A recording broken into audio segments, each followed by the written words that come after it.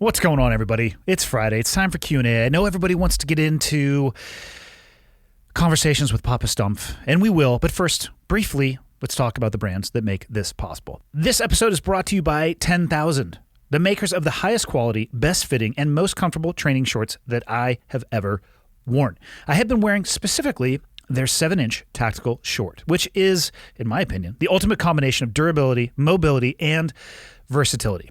Check this out. It was developed and tested with over 50 special operations members who put it to the test by rucking, swimming, lifting, and just about everything in between. They were trying to beat it up. They were trying to make the best workout shorts possible.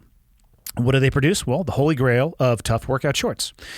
They worked with individuals from Spec Ops teams across all branches of the military: SEALs, EOD, Raiders, Green Berets, Army Rangers, Air Force Special Operations individuals, you name it. These shorts are chock full of features that are going to stand up to your toughest workout sessions.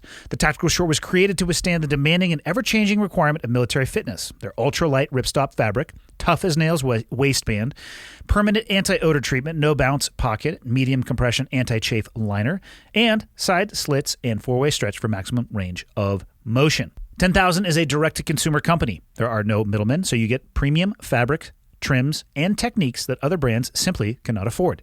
They have a collaborative product development, what I was talking about. A team of over 200 athletes test their gear to ensure the perfect design, fabric, trims, and fit, free shipping and returns, and a lifetime guarantee. 10,000 is offering the listeners to the podcast 15% off your purchase. Go to 10,000.cc and enter the code ClearedHot to receive this 15% off.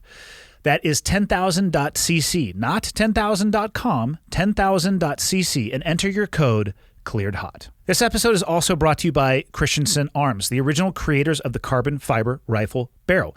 These are the only rifles that I am shooting. I have their AR platform. I have their MPR 300 and 308. I have the Ridgeline chambered in 300 Win Mag. These things are the only thing that I am taking out of the gun safe when hunting season comes in a few months. To check out their entire inventory, you can visit christensenarms.com.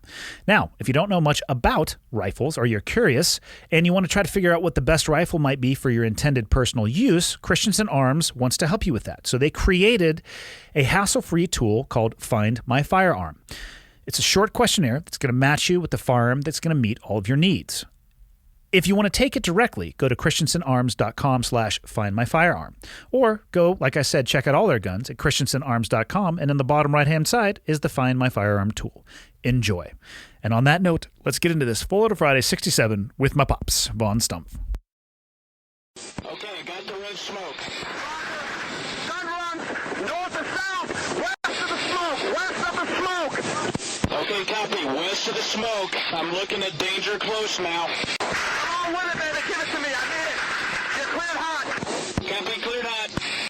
You ready? Ready. Back by popular demand. You were saying that you needed an agent and your own logo this morning, which we won't be discussing. So I picked, what do we got here? 6, and I try to pick different ones than we have talked about before. Before we get into the questions, the number one overwhelming question was, what are your thoughts on what's happening in Afghanistan through the lens of your generation's war in Vietnam? And we would be remiss to not discuss that because quite a few people have reached out. What are your thoughts? It's distressing on many levels. Being a veteran of a war that ended up in a similar fashion, we've continued to make the same mistakes over and over. What do you think it would take for us to stop making those mistakes? Well, there was I forget the gentleman's first name, his last name was Weinberger. He came up with I forget what president he was an advisor to or a cabinet member. He came up with a set of things that we should always follow if we're going to go into a conflict. Mm-hmm. 1, there is a goal. 2, there's a way out. There's a way you're going to do it. Costs and all, and it was never followed. Has it ever been followed? Again, I would say no. I mean, it's like Afghanistan. We really didn't go in there to liberate Afghanistan. Well, that's an important point that you bring up, and I think at least from a conceptual perspective, people should take a moment to perhaps realize that it actually never was about Afghanistan. We never went to Afghanistan to save Afghanistan. I don't think we ever went there with the intent of building up Afghanistan, or probably with any idea of the length of the occupation. If you go back to what we originally went there for, it was to seek those who had planned 9/11 in those safe havens, deny them those safe havens. Took longer than we probably thought it was going to. But at the end of the day, it was never actually about Afghanistan. And I also think it's important for people to realize, and again, I'm not an expert on the region, much like I put up in my Instagram post. I can tell you about the topography and geography, the different provinces that I saw. I can tell you a little bit about the people. I can tell you about the Afghan National Army people that I work with, the Afghan National Police. I can tell you a little bit about their culture. I'm not an expert on the region. But what I can tell you based on my experience is that I don't think Afghanistan ever in its history has been what the West would probably want it to be, and I don't think it ever will be in the future. Well, we went in there with the Special Forces group at the end of the Russian conflict. 12 soldiers, Special Forces, who trained, armed through various means. We got Stinger missiles in there because the helicopters were such a problem, the jets, and ended that war. Just put the Russians right back on their ass. We should have left, said, this is yours, But for a personal... I think we did leave. And I think we did, but we should have just... But my whole thing is the personal part of it for the families that sacrifice so much, for the men and women that have come home with obvious wounds, those that are not obvious, mothers and fathers that lost a son or a daughter. That feeling has to be just horrendous. I know it was 1973, I think it was. I was getting ready to go to Australia, and it was when they were releasing the POWs from Hanoi. And I was laying on the couch one night, and they were releasing them, and many of those prisoners were there at the same time I was, and I'd been home from that war since 1967. It was shocking in so many different ways. I'm involved in a veterans group right now.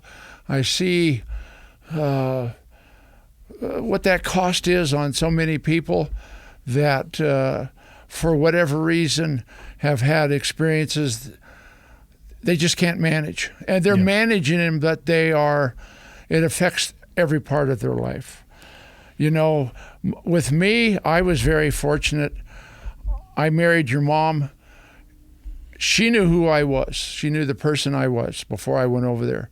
So many veterans came home from my war, your wars, and get married to someone who really didn't know who you were before. So there was a grounding effect there that Mom always kept she kept checks on me, and it took her a long time to get me into counseling. But she would remind me when I was getting off rail. And objectively, I feel like you resisted Mom's checks at many times throughout your life. Well, and pushed back against the advice she may have given. Well, that's probably pretty typical for me. But I also listen, and I could tell when I was spiraling out of control, or I dealt with something improperly. So you've got all this stuff that's happening now again. You can't blame Biden. I guess to some extent you can, but... Well, you can blame him for his actions and the actions that he has taken since taking office. Mm-hmm. But again, I'll reference back to what I'm limited to write on Instagram due to the number of characters that you're held to. People really have to grow the fuck up with their optic and realize that 4 administrations had involvement directly in Afghanistan. It's not all his fault. Do I think that what they're doing right now, did I think that his administration executed a flawless job? No, the exact opposite of that. But I personally think we should have been out of that country a decade ago. And, it wouldn't have been Biden who was in office. Actually, who would it have been a decade ago in 2011? Was that Obama? Very beginning, I believe. And here's the thing. It doesn't matter who it was. Yeah. What's happening now would have happened then as well, too. Well, yeah, it's very easy to point at the person who is in the seat right now and say this is your fault. That's a very myopic view, and it's an unfair view. And again, I'm not saying that I think he's doing a good job at all. However, some of what he's dealing with was inherited, like his predecessor inherited it, like his predecessor inherited it, then like his predecessor initiated it. Yeah. It involves all four of them. People, I'm so sick and tired of the left, the right. It like this pointing fingers. The reality is, we look like right now a bunch of assholes to the world. We're leaving a lot of people behind. That it's really hard to describe the level of risk that. And I can only speak directly to interpreters or contractors that we would work with. I'd go on deployment. I'd come home. And I'd come back a year later, 2 years later. They're still there. They just rotate through the different units as the units come in and they go out. They don't get to go home. They live in that country under risk and threat the entire time. I would say that their risk tolerance and threat tolerance exceeded what I had. Well, and then we leave them behind. There's a great movie, Charlie Wilson's War, is how they funded that operation to, fund taking care of the Russians. And when the war was all over, Charlie Wilson was a senator or a congressman, I forget what he was. And graphically, he said, I need more of a budget because we got to build schools, we got to do this, and this. And everybody just said, no, it's over. Yeah. We're not even talking about this anymore. And it's people, they look through this small prism and try to evaluate something that is enormous. There's so many there's so many facets to it. You were on Karzai's watch. You saw it intimately, what was going on, how it was being administered or it wasn't being administered. It was in its infancy at that point. Yeah, I mean, we're exactly. talking months into him being put into that position. So, I mean, in the years afterwards, it grew to what it would become. My literal job, was to stand outside of the office that he was in. I didn't see too much of the mechanisms being built. Well, when we went into either Iraq or Afghanistan, we opened up a Pandora's box of, it just completely disrupted the whole Middle East. You just look at the refugee problem, millions upon millions of people without a home. Just it's a frightening scenario. We don't see it. It doesn't affect us. Why aren't people as outraged about that? It's again, how do we fix it? Like you said, it's they're looking at a very complex, broad issue through a pinhole. Yeah, it's unfortunate. Again, it's I just on a personal level, I feel so sad for the families, veterans that lost friends. Do you question yourself whether it was worth it or what have you? You went over and did what you thought you had to do. You're defending your country. You're serving under the flag of the United States, and you look at those pictures of those people trying to escape Afghanistan, as you pointed out, falling off the plane. It's a tough headspace, and what I would recommend to people, because I had to go through this personal journey myself of thoughts, because frustration doesn't even begin to describe it, let alone the economic cost, but the manpower cost, the literal blood, sweat, and tears, but the missed birthdays, the missed first steps, the missed holidays, the missed all of those things that the tens of thousands and hundreds of thousands of troops experienced over there. If you view, again, what is happening in Afghanistan right now as we've failed, I would recommend to the veterans who feel that way to change your optic. And I'll go back to what I opened with, is that it was never actually about Afghanistan. What we were trying to do was to try to pursue and push the evil that attacked us on 9/11 as hard and as fast as possible to prevent it from happening again. It was never about Afghanistan, and we haven't had a 9/11 since 9/11. I don't think it was in vain. Could it have been executed better? I think warfare always could, in the rearview mirror. I think at the time, you do the best you fucking can. Yeah. Well, again, look at the Weinberg Accord and what he laid out. I don't remember the particulars of what his position was, but what he laid out in steps of what we should check each box before we do that. Obviously, sometimes you got to react. Of course. But again, it's there, and as you accurately said, has it ever been done?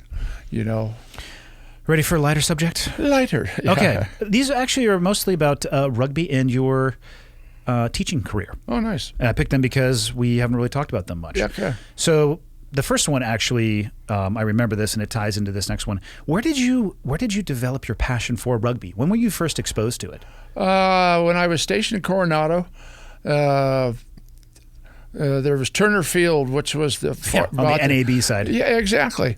And the SEAL teams had a team. In fact, they were the UDT teams at that time. Hold on a sec. You know what I forgot to do? What's that? Turn the AC off. So I saw it. I caught it before it went on. Okay, good. I saw it there, and I just got fascinated with it. We were playing, tackle football between the barracks there at Coronado, and that was a bloodbath, but it was fun. And so I had a brief exposure to it there.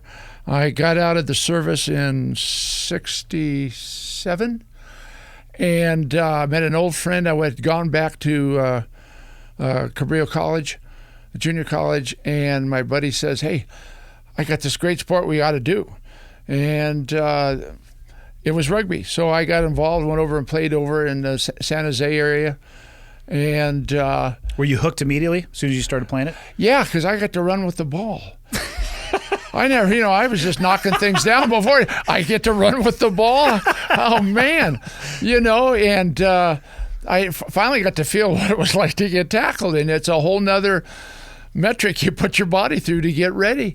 And it's such a great team sport. 15 people, 80 minutes, no timeouts. You've got 8 forwards are like the linemen in football. You've got 7 backs that are like wide receivers, quarterbacks. And it's this mixture of strategy. The game has changed dramatically since I started. And it's quicker, it's faster. The rules have been changed. We only had 2 substitutions when I played, period. You played short. Now you can sub up to 7. 7 people or 7 times? 7 people. Oh, wow. Yes, and the rules have been changed, and it's all about it. You really develop a community because, it's a war when you go out. That's a gross... It's a common sporting analogy. Yeah, but it's you're out there and your buddies have got to have your back because it's vicious. And I went to college at San Diego State, started playing at San Diego State, moved to Australia, played there, came home, played at the University of California, Santa Cruz, because in those days they were very liberal. It was a club sport, so there was, with that, I blew my knee out the year you were born and retired. We moved to Missoula, and I discovered unretired. I was unretired and played with the Missoula Maggots, played the Kalispell Moose, the Helena, Billings, Bozeman. A home game for us was like a 2-hour road trip. We played Snake River one year, went down, met them in Salmon, Idaho, took over a golf course, 2 fairways, put up our goalposts, and played the game. It was bizarre. It was bizarre. And then I started coaching, and I've coached ever since. It's I love the passion of the game. I love the people. It's a very social game. It's a game where you play, you go out and literally kick the crap out of each other for 80 minutes, and then when it's over, you have a party. You drink way too much beer, goofy songs that are completely inappropriate today. And I'm almost 75 and I'm still doing it. So throughout that storied career that you had, this morning, Casey, as she does, likes to interject and tell both of us what we should do and how we should do it and what we should talk about on the podcast. Of course. But you did discuss, while playing rugby, another grown man biting your testicle. And I would like to know how in the fuck that happened. Well, as I said, it's a very intimate sport. We were up playing in Canada. We'd go up to Canada to play, and there's a part of the game, it's called a ruck, when the ball's on the ground and both teams are driving into each other, and sometimes you get bound in, you can't get out. And this Canadian just reached over and just snapped onto my sack, you know. And I mean, I punched him right in the ear, you know, and the son of a gun, he just laughed at me, you know. It's so funny. We were playing a touring side from France up in San Francisco in the polo fields. And they are notorious for being just absolutely horrible. Heard one of my teammates just scream, and this French player walks to the sideline and spits on the ground, and it's half of the guy's ear. I mean, I'd never seen on a rugby pitch. Well, I got the boys together. I said, he's not walking off the pitch. Well, 10 minutes later, they carried him off the pitch, and it was just understood. That's just, you know. But it's a real gentleman's game. I mean, there's a lot that can be done out there. I don't know if you can follow a tale of somebody's ear being bit off with "It's a real gentleman's game." Oh, it is. I mean, those things happen in every, you know, facet of life. There's some crazy. Though? Oh yeah. Do they? Yeah. I've seen it in a boxing ring one time by a crazy man. Well, that's the way I taught my rugby players. I said, you know, you get in a group, and the guy on the other team won't give you the ball. You know, release the ball. I said, just slowly reach up between his legs and give him a little tug on the sack, and the ball will go right to the ground. And I can't believe. They look at me and go, you were right. Yeah. Yeah, it's, you know, these are just, you know, club sports, and it's... I forgot how much Casey and I were actually raised around rugby. And quite frankly, what Mom tolerated. I mean, you've been on the pages of Playgirl with your rugby team. Yep. Not a well-known fact. We were the first centerfold. We were the first centerfold. We were playing in a rugby tournament in Santa Barbara before. We didn't have any money. We were just state college, and we had our team manager drove an XKE Jaguar. I mean, it was classic, and he never played. Ralph Obrinsky was his name. I'm amazed I can even remember that. And he goes to Playgirl and said, look, for the price of one, I'll give you 30. And Playgirl got right back to him and said, we're on, you know. So Playgirl with all their cameras and stuff shows up, and we used to practice in the bowl at San Diego State where they played their football games. Mom was sitting up in the bleachers watching this, just laughing her fanny off. And, you know, they took pictures of us playing the game and what have you, and then they had a group picture, and the only thing we had on was our socks and cleats. And they follow us in the shower. I mean, it was just this whole it was great. Well, the week that Playgirl magazine came out was the weekend we were playing in Santa Barbara. Well, the girls were on the sideline going, hey, I want to meet this guy here. But it was during the streaking craze. My mom called me up. It was on 60 Minutes. She called me. She says, son, tell me you weren't in there. Ooh. I said, Mom, you're right. I would never, you know, do anything like that. It was, yeah. Well, one of the other crazy things, I had played with the Missoula Maggots. They have a tournament. It's called the Maggot Fest. It's not a tournament. It's a fest where teams come from all over, and the part of it is you have a costume. Saturday night, they have a huge party, which I took you to when you were like 14 years old. And we had a group, very creative bunch of guys, and they made us all Catholic nun habits with the hoods and the full gown and the white collars. And we waited about an hour before the party, after the party started, and we came walking in side by side. It was like the Red Sea opening. And I mean, I don't know how many people I married that weekend and that. I mean, it made the front page. It was a hoot. And I had a very good team there. The Maggots always presented the best team on the pitch, a trophy, and the best partying team.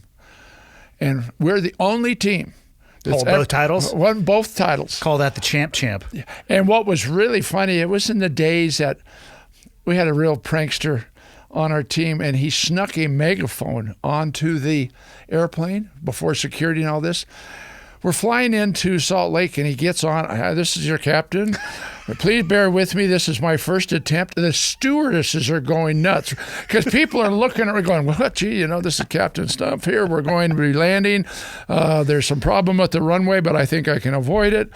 I mean, You'll go to jail for that shit now. when we went back and flew back through Salt Lake City, they were waiting for us and put us in an isolated area. Well, we found ways to sneak out. We were sitting at the bar having a beer in our nun's outfit, having a cigar. Mothers and fathers were walking by holding their children so they wouldn't look at us and see us. This is just the crazy stuff you do. You went with us when we went to the Cayman Islands. Yeah. It was... like I said, listening to Casey talk this morning and last night a little bit, I forgot how much I was actually raised around the sport. Yeah. Well, that was the time of the bag, and they were such an incredibly wonderful group of people. I have modeled every team I've coached since then on their structure. It was a family, and I love that. A lot of participation. I mean, obviously, in a small state like this, and you traveled so much. But I've made every attempt I could to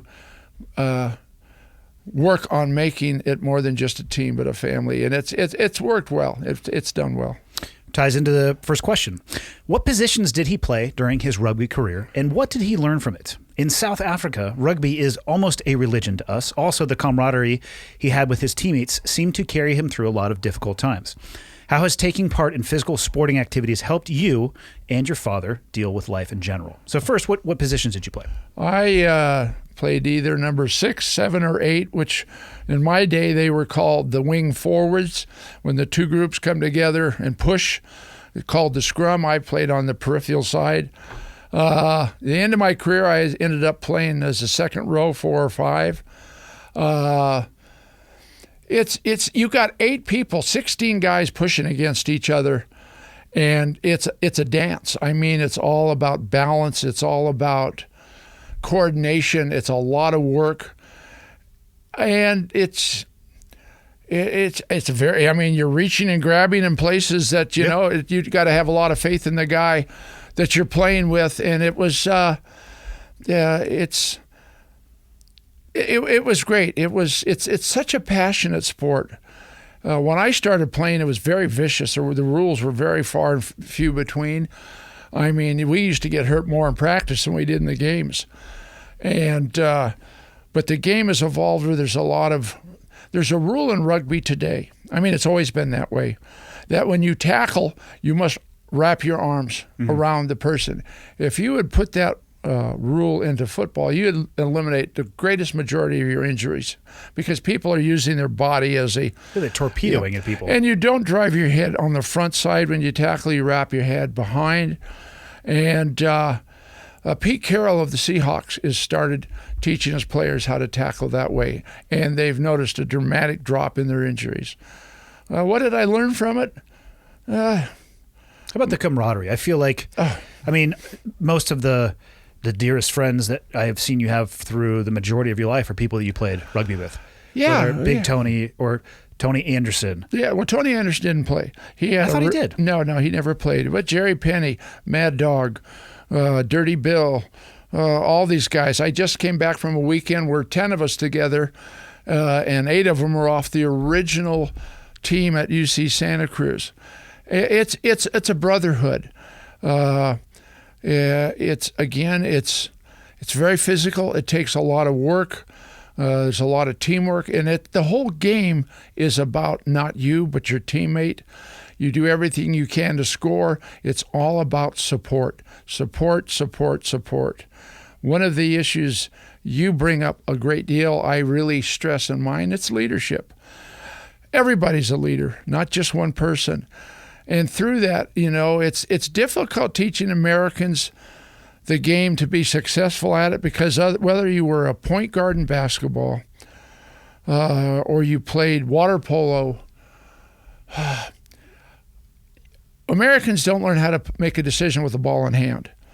So setting somebody up with this quick pass and you still taking the blunt of the tackle it just takes a lot of patience and time, especially women. Some of them get it right away. Some of them are real gun shy.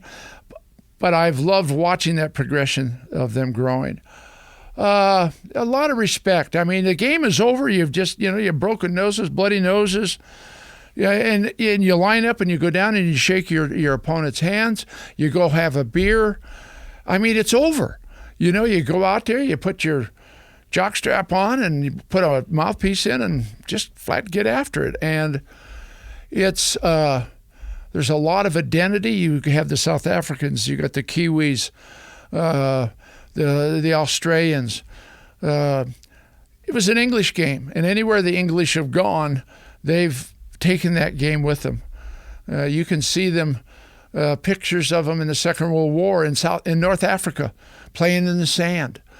We'd have, when I was at San Diego, we'd have teams, ships come in from different parts of the world. And we'd host them, and they'd have a team, a bunch of guys they'd put together, and we'd play. Yeah. So, and I went to France. When my women graduate their senior year, I give them their, excuse me, their jersey. And I also had a high school team, and I did the same thing. And I tell them, you can wear this jersey anywhere in the world, and you will immediately find a home. And I've had them come back to me and say, Jesus, I didn't believe it, but you were right. Yeah. So it's a lifestyle. It's. I tell people all the time that you can learn everything that I learned in the military, maybe to a less consequential degree, through organized sports. I mean, you really can. The lessons are there. Like you said, leadership, the aggregation of leadership, everybody thinking like they're a leader, being proactive versus reactive, communication, reliance upon the people on your left and right. Like, they can all be learned. Like the military, I think, is just a little bit more of a high consequence environment. Mm-hmm. The tail end, how has taking part in physical sporting activities helped you and your father deal with life in general? Do you find that your mental state will decline if you're not able to be physically active? Because I absolutely do. I find a great deal of mental buffering and propping up from physical activity and the ability to get out and sweat and test myself. I'm going through that now. It's not being able to be active. It's I spent a lot of years running into things, and it's, my neck, my back, my knees, my hips. But what I've started to do is I have got myself a Nordic track treadmill. And every other day I'll do that until I'm wringing wet. And I told Debbie, I said, it's as close as I'll ever get to be an athlete again. I love feeling my body. I love feeling my body get stronger. I love the physical exertion. Just the endorphins that you get off of it. You learn how to adapt. Sports it's not always about being the best, but how do I fit into a group, and teaching people that. And I talk to them about that, why weren't we successful? Yeah. We were better than them. Why weren't we successful? It's just, but not being able to, I still play golf a couple of times a week. I don't walk anymore. It's just too hard on my back. But, the aging processes I'm not impressed with at all. It doesn't look that fun. Yeah. All right, question 2. This one goes to your teaching days. Mr. Stumpf Sr., when teaching, did you ever want to give up on a kid who appeared beyond teaching? And how did you approach it? And for clarity, you were teaching physical education. I'm embarrassed to say probably I did. But I always went back and looked at myself and would go back, and I addressed it as a challenge. I wasn't always successful. As you're teaching, you run into a lot of children that bring problems from home or what have you. I lived in an area. My first teaching job was working in a rehab center, lockdown, with these kids that didn't do anything. They just were nasty. They had a lot of problems, and had a little bit of success, just getting them to do stuff. But it's children are, they watch you. you have to develop trust. And once you can get trust, you can do, just about anything with kids. A lot of people take it the wrong way, but having the kids know that, especially in PE, I developed at the elementary level, I was hired to put together a PE program at a bunch of middle schools based solely on perceptual motor development. And this kindergarten through sixth grade. It was all about bipedal actions, teaching kids how to jump rope, balance beam work. I went into the gym and made all kinds of different targets of different sizes where they could hit the bigger target, and just challenged them to get to the smaller target. How many times could you bounce it off the wall? Just a lot. And the old elementary teachers, most of them all were women, were very skeptical of me. But where I made the bridge, and again, it was trust, where I started talking about these children, and they started sharing with me their academic problems, and a lot of it was tied into their physical problems, their lack of coordination, their what have you. And to get them past that, they flourished. Yeah. And flourish is different with each student too. Sometimes you just need to find a little bit of success. Yeah, you get 30 kids that came in. I was teaching my first time I ever taught kindergarten. And I realized I went and got a small little chair and sat on it because I just dwarfed over the top of them. Again, get into their level, finding some way. And that's what's gone on with the rest of my life. I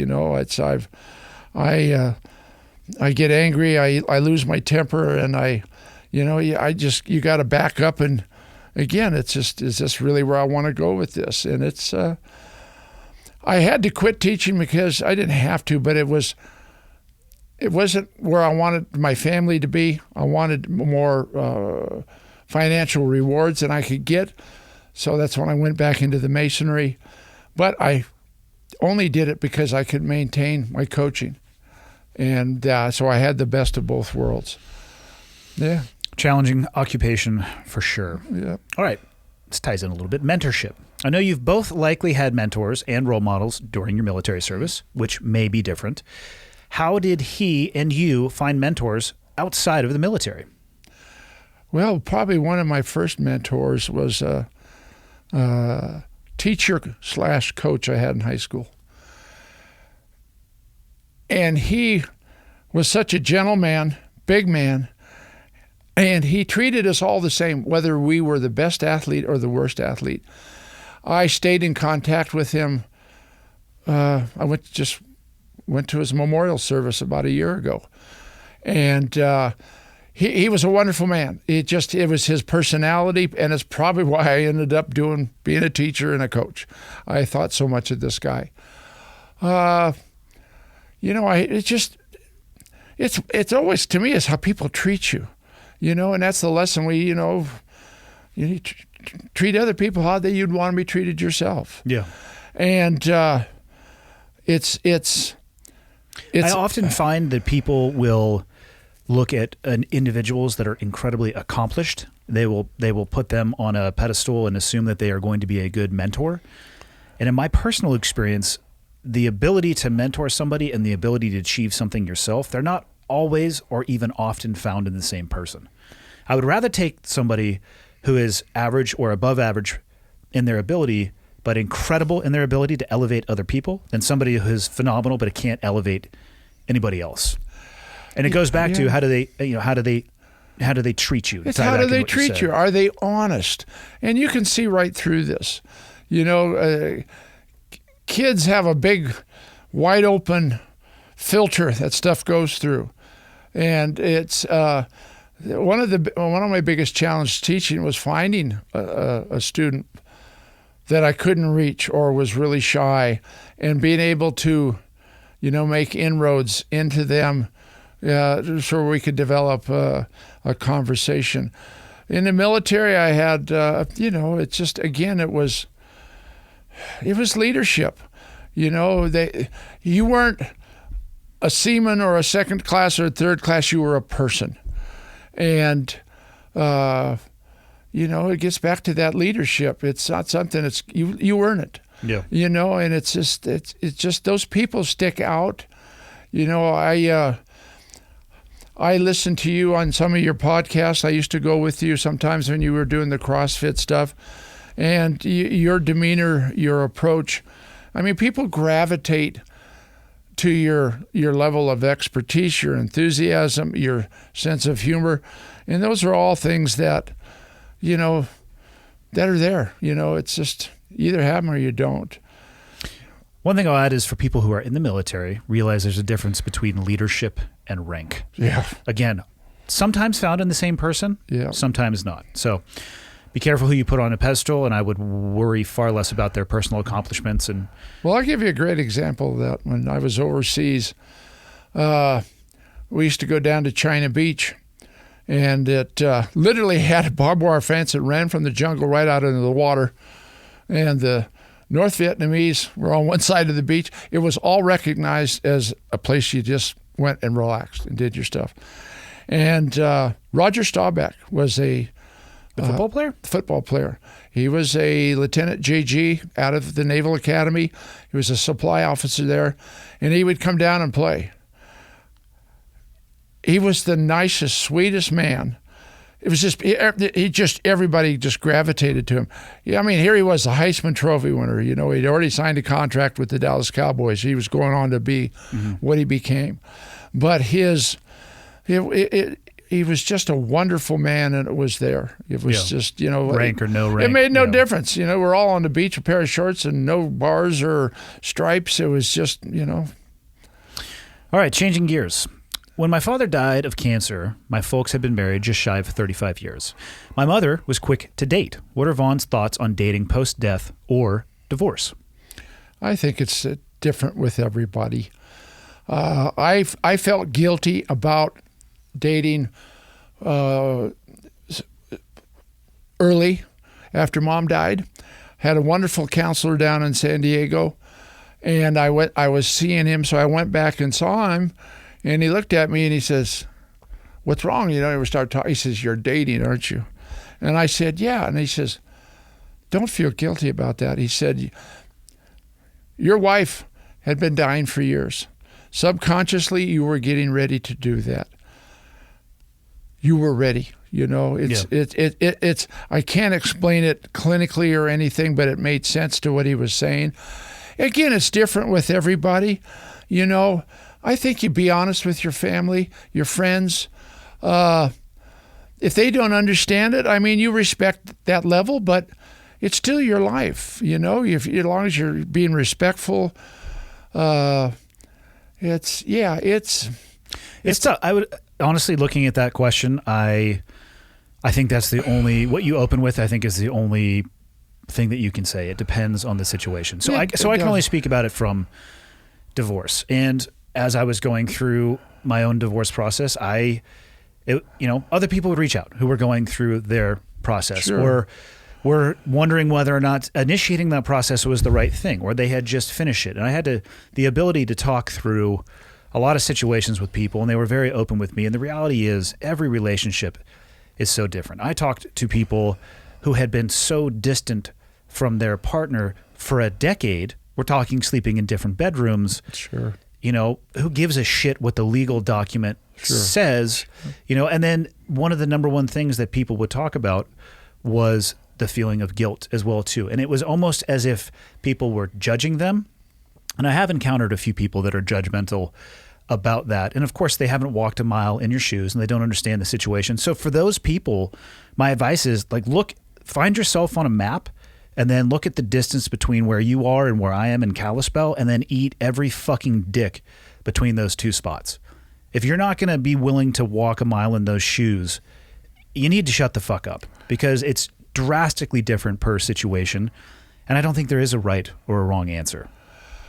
And loneliness is a horrible thing. It really is. And I don't think any spouse would ever want you or anyone to live their life like that. I don't know. I just can't imagine there's some point that, now it's okay. For me, I lived in a small community with a group of friends. So, and I met people in there that, knew me or what have you. And, you meet people, you associate things. And again, it's all about respect. It's all about reaching out to your loved ones. And don't be afraid to talk about it. That doesn't mean you have to agree, but talk about it, And then you might find through that that's okay. Those feelings, and you have to respect those other people's feelings too. It's just not all about you. Yeah. And you just, with divorce, I, knock on wood, never went through anything like that. But it's like you see people who are going through a divorce. That marriage ended years before. If not decades. Yeah, it's and the human spirit is craving for touch, for affection, somebody who will listen to you, somebody who will, hold you when you need to be held. Those things are so strong, and you shouldn't deprive yourself of that. I mean, everybody's got a certain degree how they measure respect, yep. And we have to honor that. But it's just be honest. Last question for this Full Auto Friday. What is one thing every man should know how to do? Say I'm sorry. I almost had that as my answer. And I actually, without discussing this with you, that was my initial thought too. And then I landed on be capable, willing, and able to stand up and do what is right. I think you have to have both of those. But both of those, interestingly, well, maybe not interestingly, they're learned. Yeah. You need to see that behavior modeled. And I don't know if people come out of the box knowing how to do those things. I don't think they do unless it's modeled and taught. Well, they learn it from the time, they're born in their family. You see a lot of people who don't get along or they're horrible in group. They're usually from families that are just destroyed. It's, doing what is right, without a doubt. I agree with you. It's just being able to stand up, know when you're wrong and be able to say it, know what's right, even when it's uncomfortable. It's with your children, and they'll see that. It's. I had a situation at the park, with your kids were there, and we had Buster. Do you mean a situation where you walked by a variety of signs that said "No dogs"? Yeah, your dog. Yeah, and finally the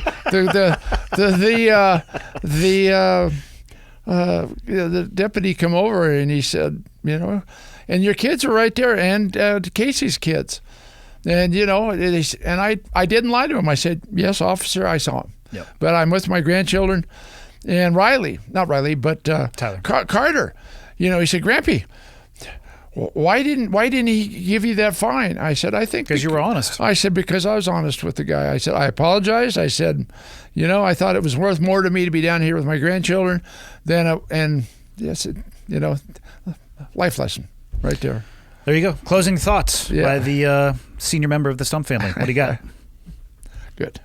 No closing thoughts? Or do you have closing thoughts? Clothing thoughts? Not clothing thoughts. I mean, I guess you could yeah. give fashion advice if you want, but closing thoughts. I got one thing I want to say. The last podcast. The Q&A one we did? Yeah. I was very touched because I watched it and then I saw there were comments from people afterwards. I was very touched by the people in their comments. It was